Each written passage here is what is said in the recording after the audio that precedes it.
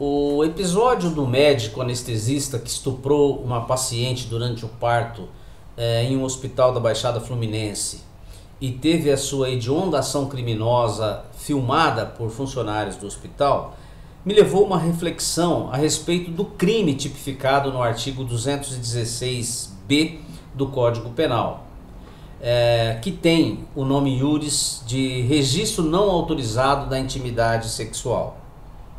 Num vídeo anterior, eu já abordei a questão da discussão a respeito da admissibilidade ou não dessa filmagem como prova no processo penal, tendo em conta a sua questionável licitude e o rigoroso tratamento constitucional a respeito da licitude da prova no nosso ordenamento jurídico processual.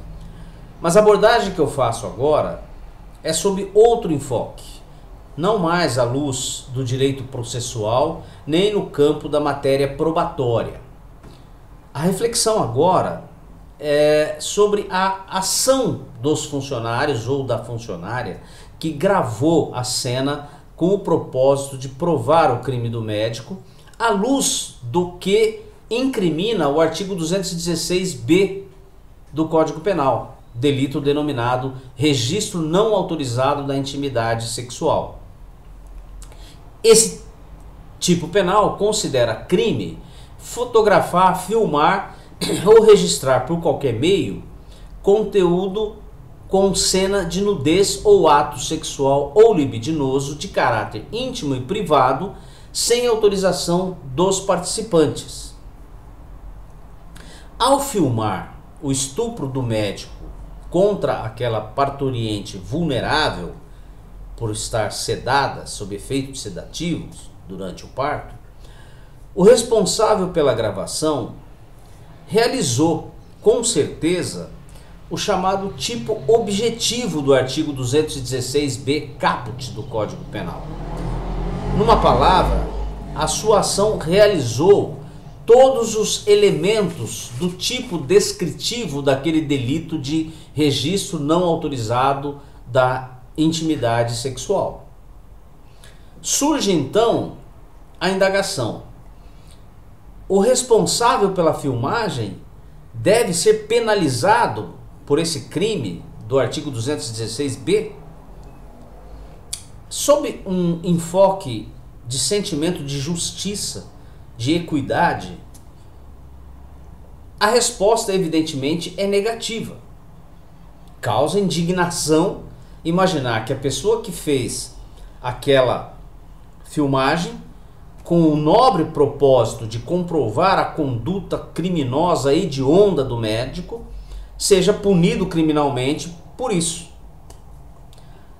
Não é justo realmente que o autor daquela gravação seja punido por ter filmado o crime. Até porque essa sua atitude de filmar muito provavelmente vai impedir que fatos como esse se repitam.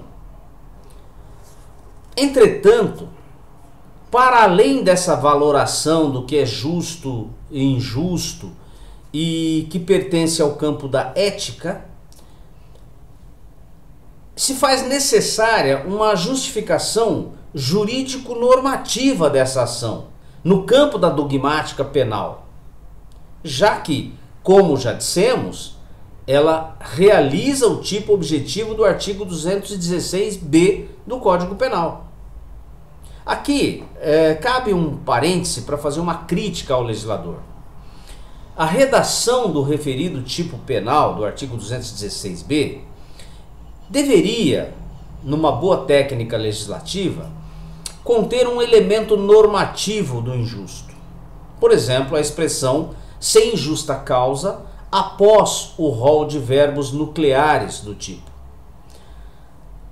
Com isso, se afastaria a própria tipicidade da conduta naqueles casos em que a filmagem se apresentasse consoante preceitos de justiça e de direito, como no caso que ora estamos comentando.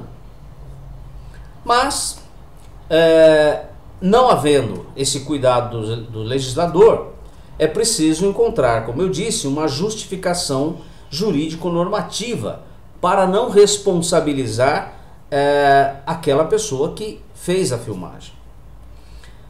A rigor, não cabe nenhuma hipótese excludente de ilicitude, por exemplo, um estado de necessidade, uma legítima defesa, exercício regular de direito, enfim. Também não cabe nenhuma dirimente de culpabilidade, como por exemplo uma coação moral irresistível, etc. Ocorre, entretanto, que há uma outra saída, vamos dizer assim. O tipo penal do artigo 216b tem como bem jurídico tutelado a dignidade sexual. Hoje, é amplamente dominante o entendimento doutrinário e jurisprudencial de que para se revestir de tipicidade, não basta que a conduta preencha objetivamente a descrição típica formal, ou seja, não basta que a conduta realize aquilo que o modelo legal estampado no tipo penal incriminador descreve. A partir da premissa de que o direito penal só se legitima quando tutela um bem jurídico, ou seja, um bem da vida que o legislador, entendendo de grande relevância, escolhe para colocar sob proteção da lei penal, é preciso que a conduta objetivamente típica também represente uma lesão ou um risco de lesão para o bem jurídico tutelado, para o bem jurídico que aquela norma penal busca proteger. O bem jurídico, nesse crime de exposição da intimidade sexual, como a gente disse, é a dignidade sexual.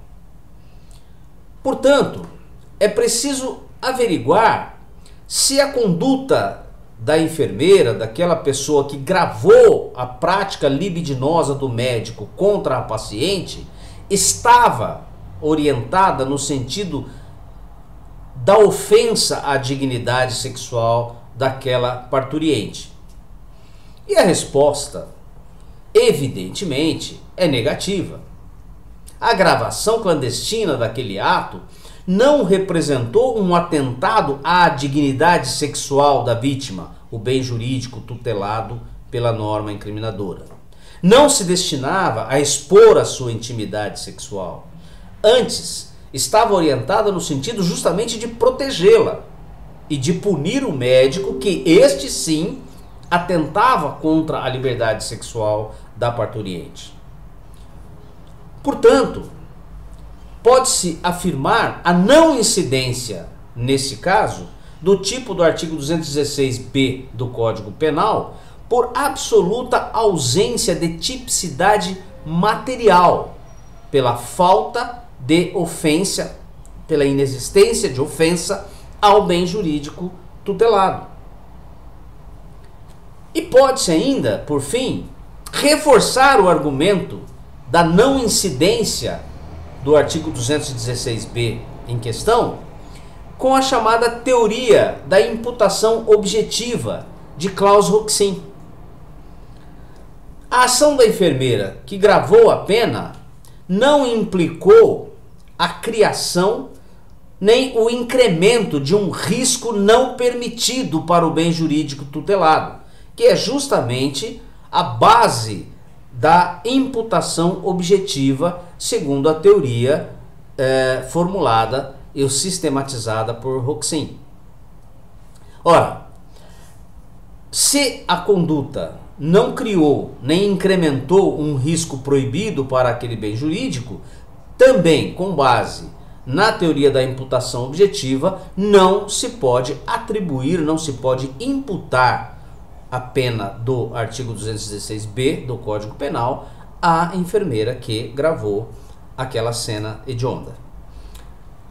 Portanto, com esses fundamentos, teremos então uma fundamentação jurídico-normativa de caráter dogmático para excluir qualquer responsabilidade penal de quem realizou aquela filmagem e com isso atingindo o principal objetivo do direito, que é concretizar justiça.